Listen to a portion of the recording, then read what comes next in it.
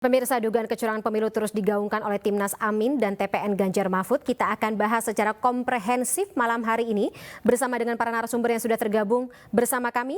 Ada Jubir Timnas Amin Angga Putra Fidrian, dari TKN Prabowo Gibran ada Bang Habibur Rahman, serta Jubir TPN Ganjar Mahfud Andreas Pareira. Selamat malam Bapak-Bapak, saya sapa terlebih dahulu.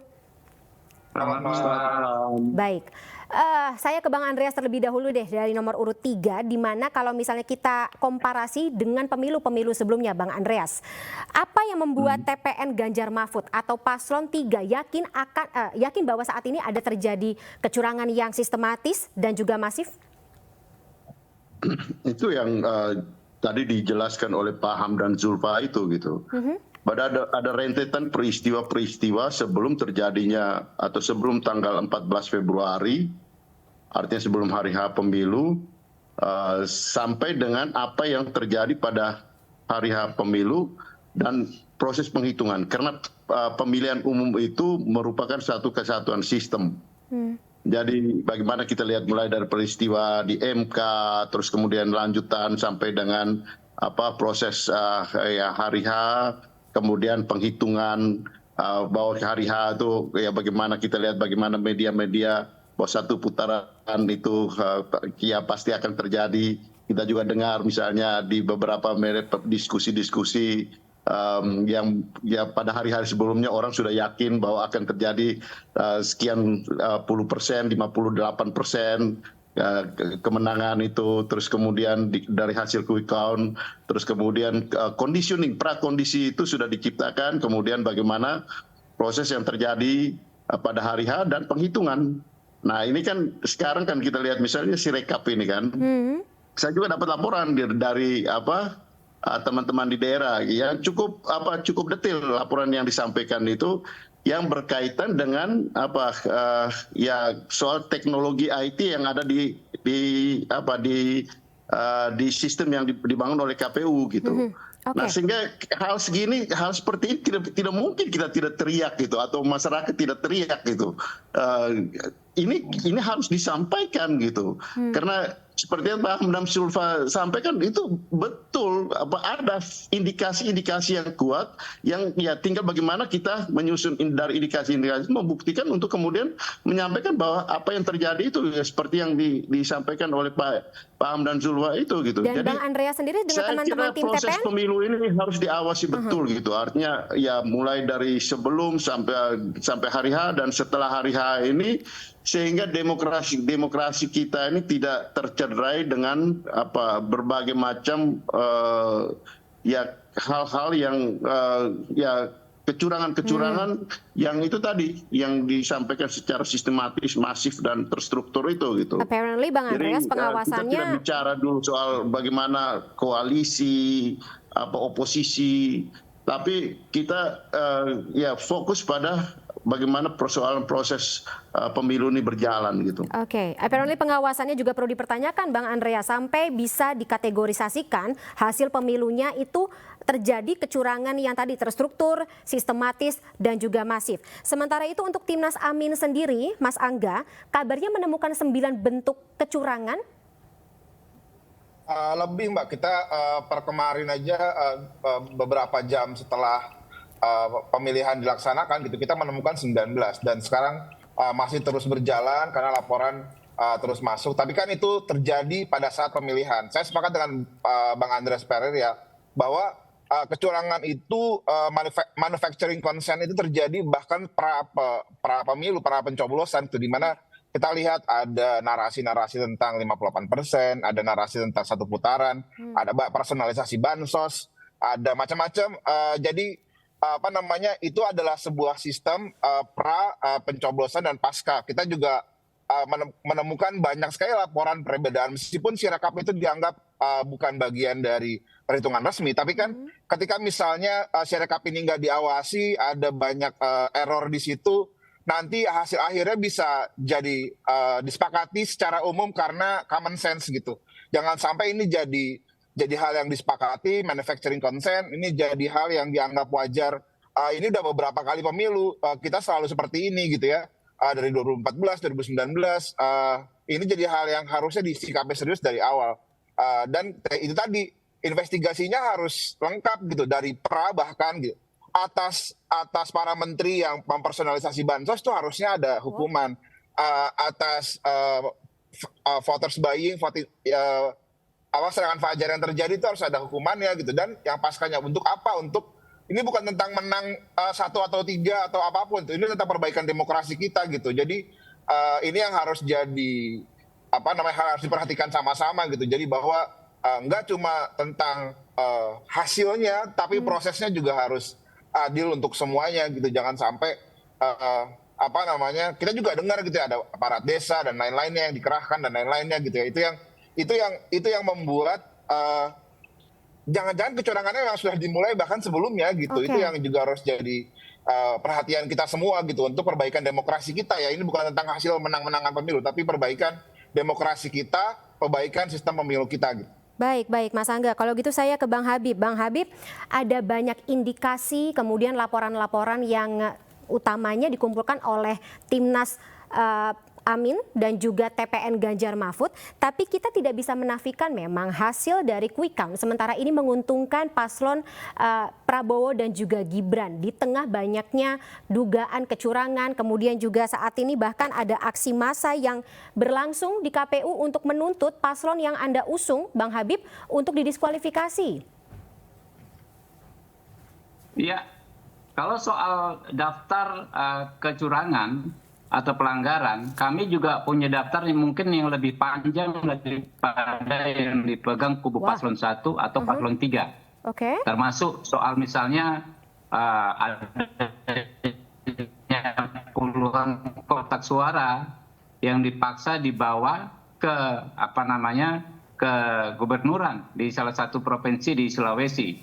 Ya, termasuk misalnya banyak sekali orang yang kemarin pagi tertangkap ya diproses membawa amplop di Jakarta Timur. Termasuk misalnya laporan di Jawa Timur soal surat suara yang sudah tercoblos paslon 3. Ya, termasuk diantaranya kasus-kasus dugaan penyalahgunaan program-program di bawah kementerian yang menterinya berafiliasi ke paslon 1. Tentu banyak juga. Ya, kami sedang dalam proses dan sudah melakukan pelaporan-pelaporan. Nah, kami ingin ya kan semua laporan termasuk juga laporan yang dianggap menguntungkan kami diusut tuntas. Tetapi memang ada narasi-narasi yang menurut saya pasti dipertanyakan oleh rakyat, dipertanyakan oleh publik.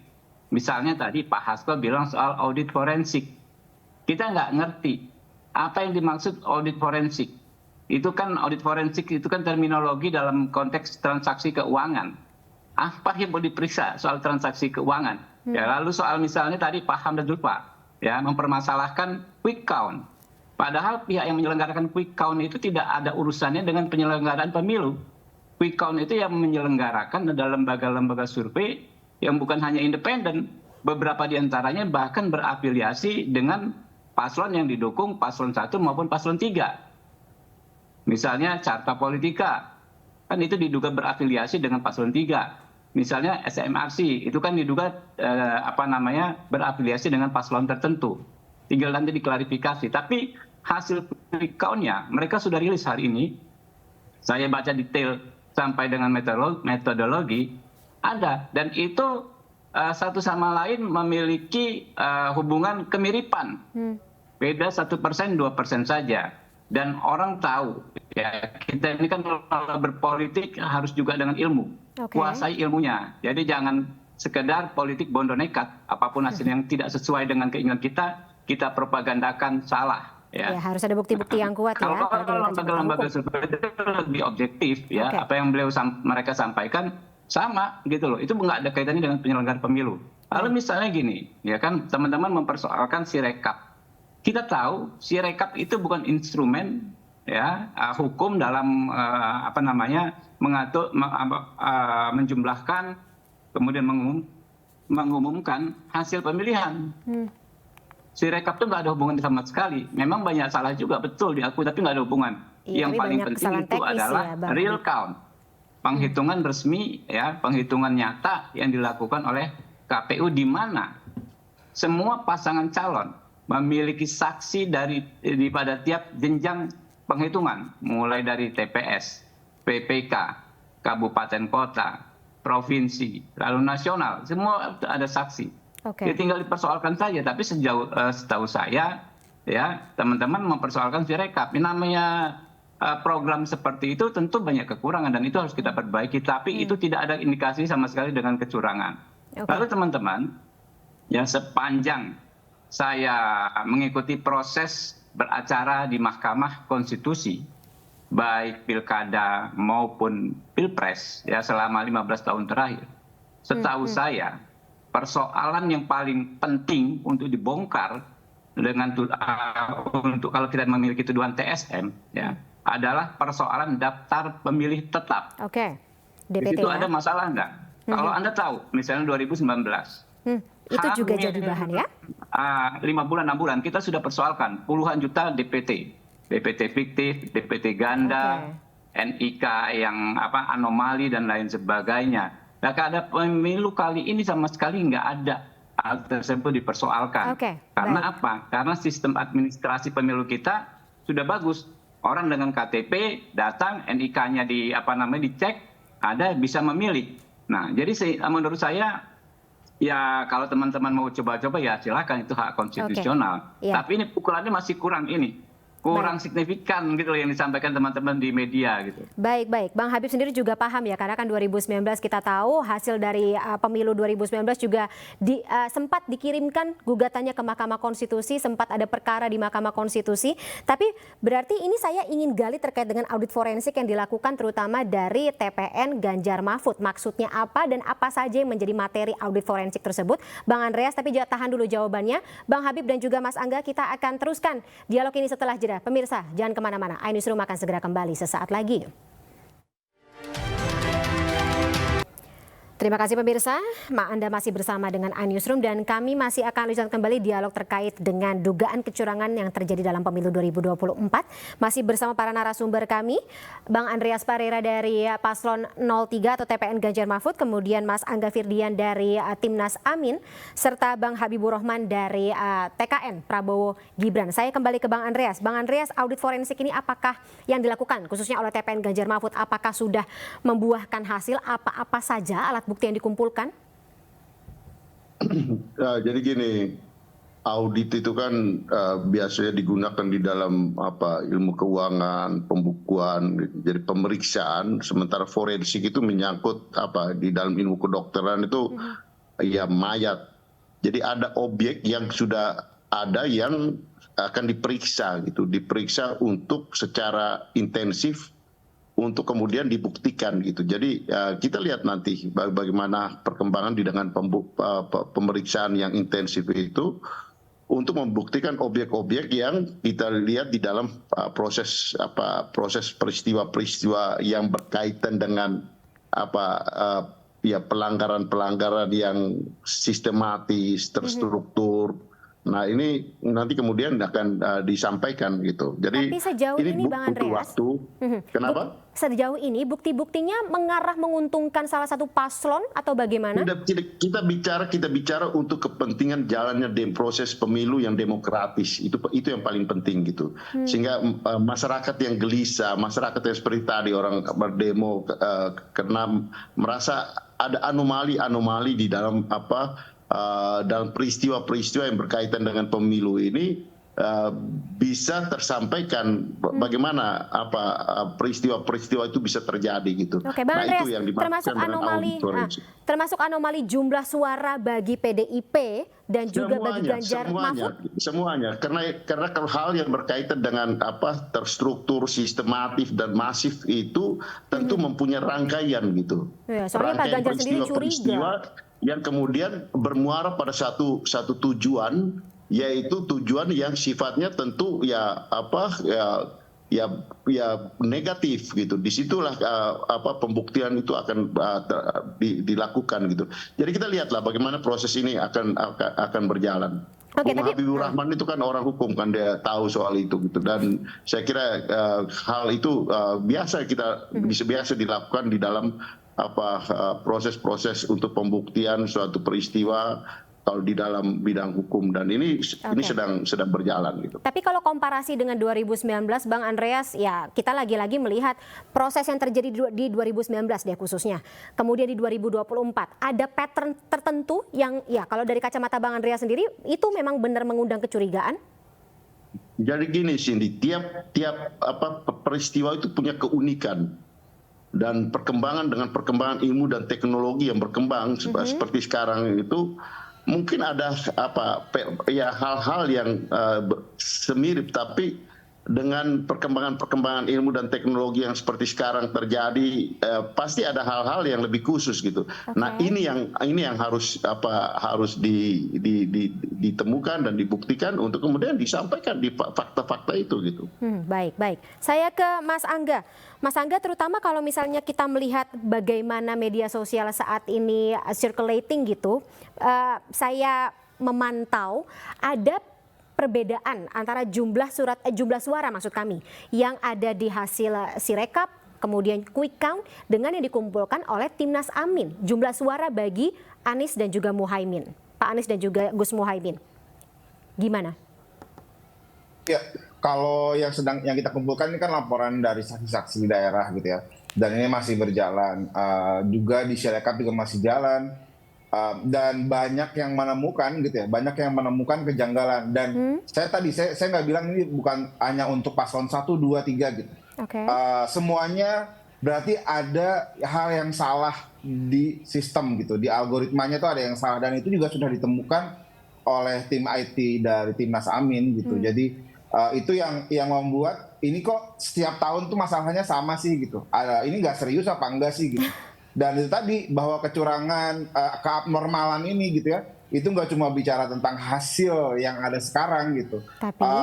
Tadi Pak Andreas Parelli juga sempat sebut bahwa anomali suara PDIP dan suaranya Ganjar gitu, itu pasti ada yang salah gitu. Ada yang salah dalam proses menuju ke sana gitu. Di pra dan di pemilihannya dan di pasca itu pasti ada yang salah juga yang kami temukan di lapangan gitu. Jadi ini nggak bicara tentang menang-menangan gitu ya. Ini bicara tentang demokrasi kita tuh mau dibawa kemana gitu. Dan